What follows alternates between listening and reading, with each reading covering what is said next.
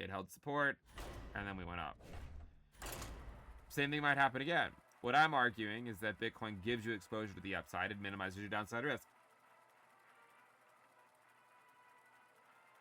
I just think they're getting a 9060 XT or a 5060 Ti, whatever it was for previous generations. So again, there's so many ways to gain those stats and say, but look how popular they are. You know, we sold some 16 gigabyte models to the people who actually do research and know what they're talking about, but then we sold a boatload of 8 gigabyte models to all the normies who just heard that this GeForce GPU was the one to buy, so they bought it in one of the pre-built systems, and that's what they ended up with. So again, it's just a really bad argument. And it creates a really bad feedback loop for the companies as well, because they're essentially saying, the numbers are saying people are buying 8 gig cards, therefore next generation 8 gig super popular, let's make more 8 gig cards, and it just goes round and round and round. If the only options are ever 8 gigabytes, then they're always going to sell, they're always going to get the feedback that 8 gig is fine, around we go again. And so then where does the improvement come from? If we're not looking outside of that and going, okay, well, what's the actual reason why gamers are accepting those things? It's all the things you've just said. It'll take that for that sort of thing to change. We can't just be sitting here and it's such a shallow analysis to go, yes, okay, 8 gig is popular, therefore make more 8 gigabyte cards, which is what they say. That this comment from Frank is effectively just justifying it by saying 8 gigabytes is fine for gamers at the low end because people have bought tons of 8 gig cards because they play, esports games. Yeah, like, would esports games be using more than 8 gigabytes of VRAM by now if entry-level GPUs had more than 8 gigabytes of VRAM? That's another thing, because of course esports games target the masses on purpose. They're designed specifically to run as broad a hardware target as they possibly can, and so a game like Valorant or Overwatch or whatever can't mandate 16 gig because that cuts out 90% of PC gamers. Yeah, and the people who say that wouldn't be the case, well, they don't run on 2 gigabyte cards.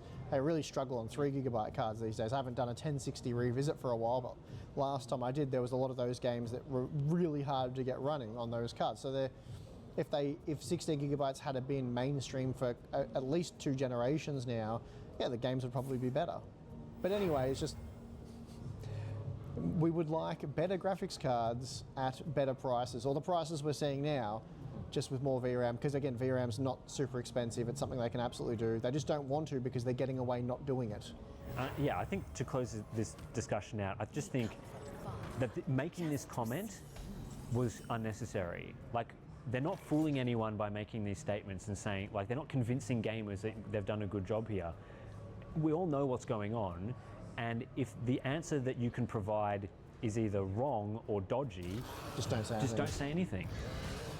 Did having all the AI on the main show floor mean that the peripheral spaces were more interesting? Yeah, AI at Computex this year has been kind of interesting, and I don't mean that from the AI stuff was interesting. What I mean was, last year when we came to Computex, there was a lot of AI stuff. Every company was trying to shove AI garbage down the throats of gamers. This year, it looks like companies are trying to make a bit more of a concerted effort to not make ridiculous, laughable AI products. And so a lot of the times that we've gone to see even some of the booths, but also the suites and stuff, there's just products that do not have AI mentioned because they aren't AI products and should never have had AI mentioned to begin with. Yeah, I think there was a lot of jokes made about how silly the AI stuff was last year at Computex. Obviously there's still heaps of AI related stuff, but in our space, yeah, didn't really come across it much when looking at, graphics cards, cases, which sounds like they're the kind of products when you're looking at them you wouldn't be hearing about AI, but that was not the case last year. We were hearing about AI coolers, AI SSDs, AI motherboards, everything. I don't think there was anything that was safe from the AI last year, but yeah, this year not much of that at all.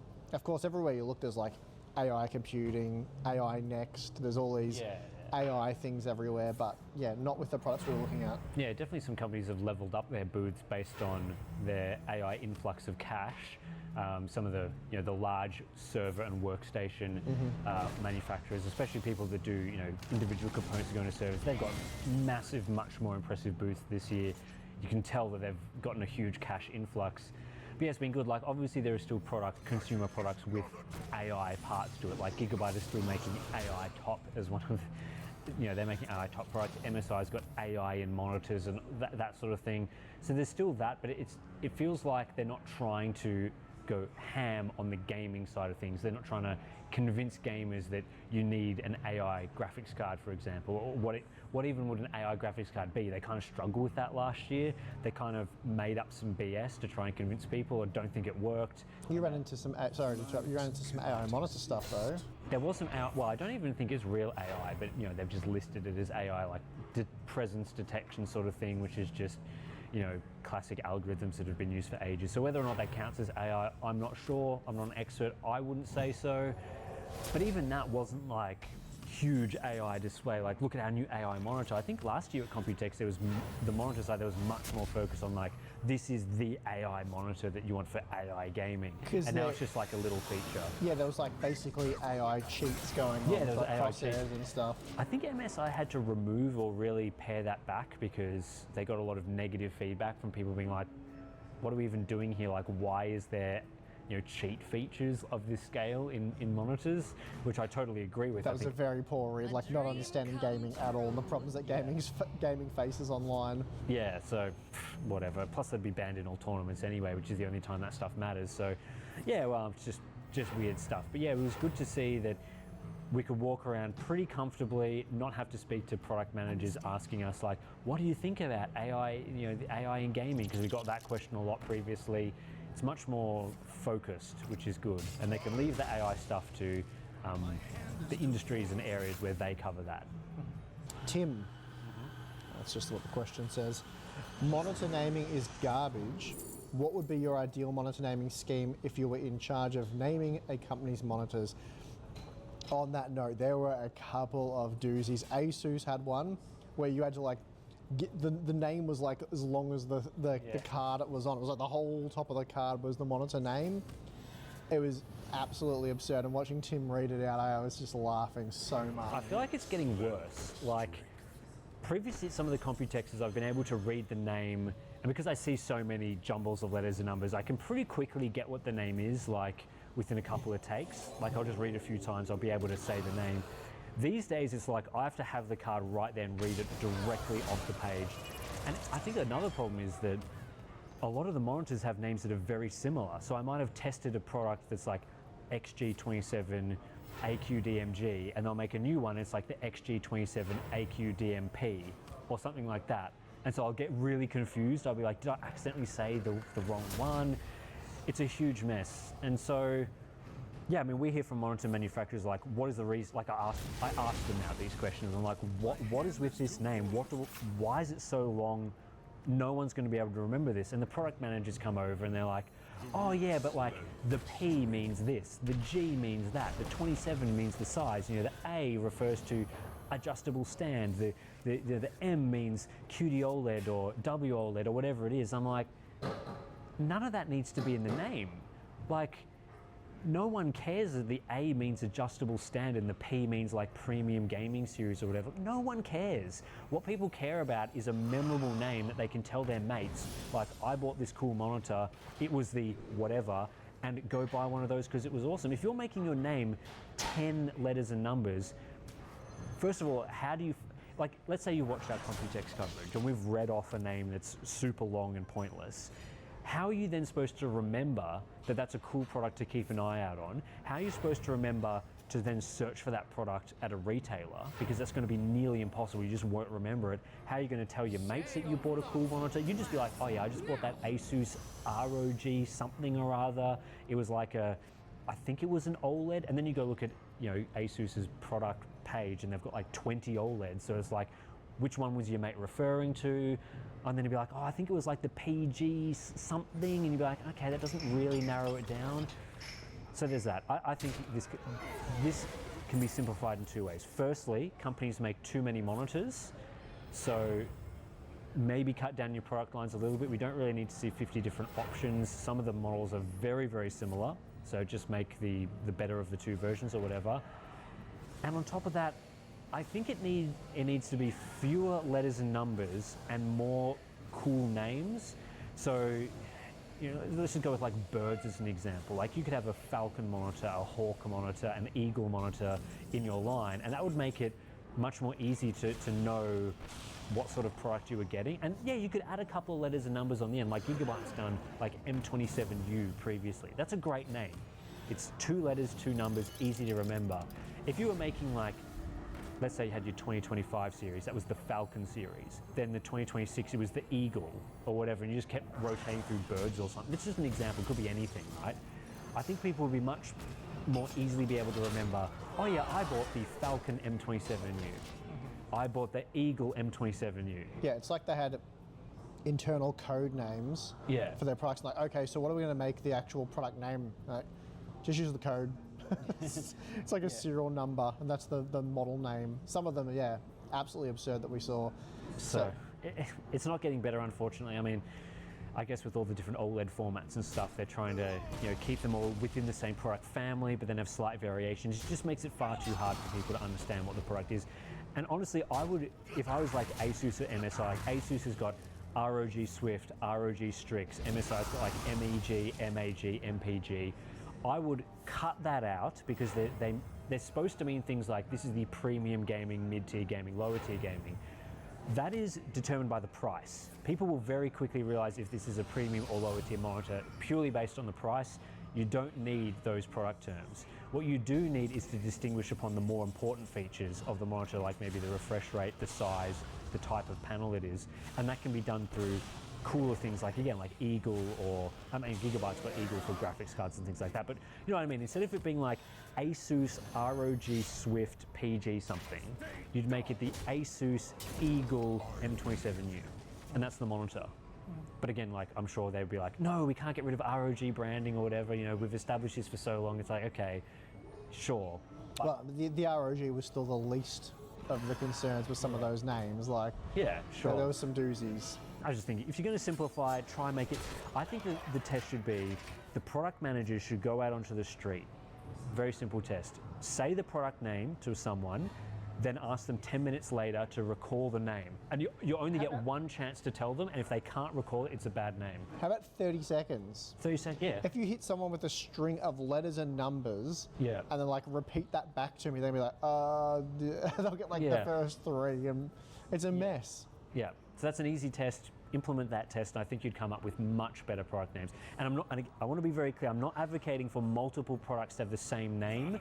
I don't like it when a company, Samsung does this, for example, there's like the OLED G8, and then there's like 5 different models, and they use that name across different years and that sort of thing. I think it's okay if it was like OLED G8, 27-inch model, 32-inch model, 34-inch model, that's fine.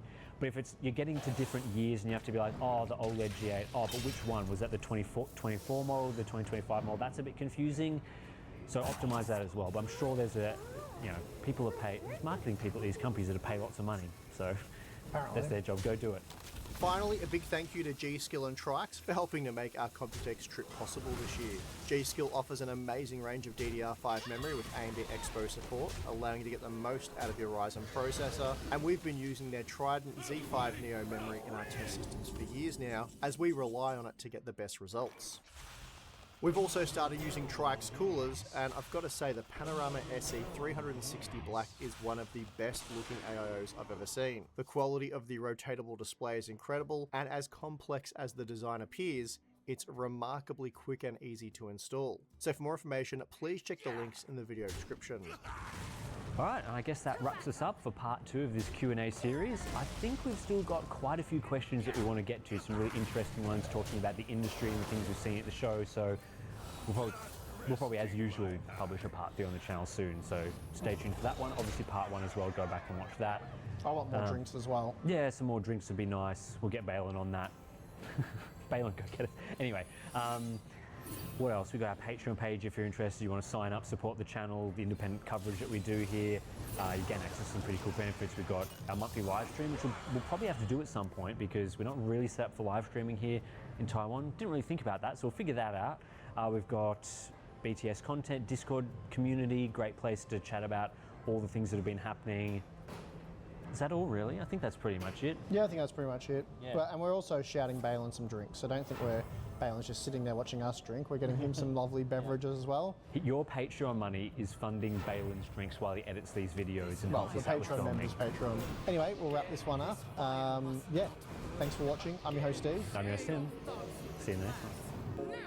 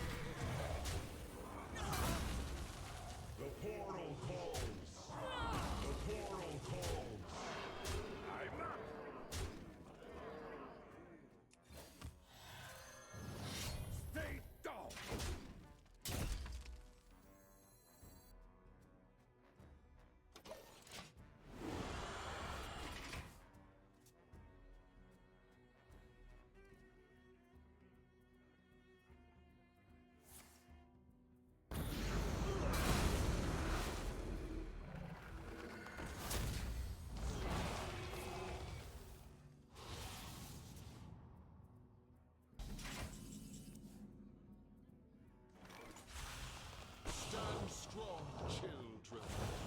Oh no, showtime! Oh no, showtime! Stand strong, children.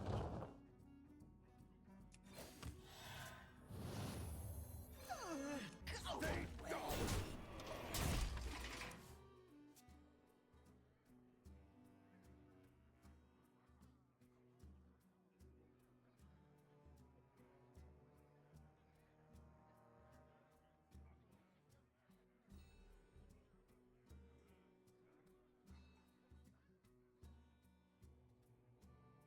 Draw forth the moon.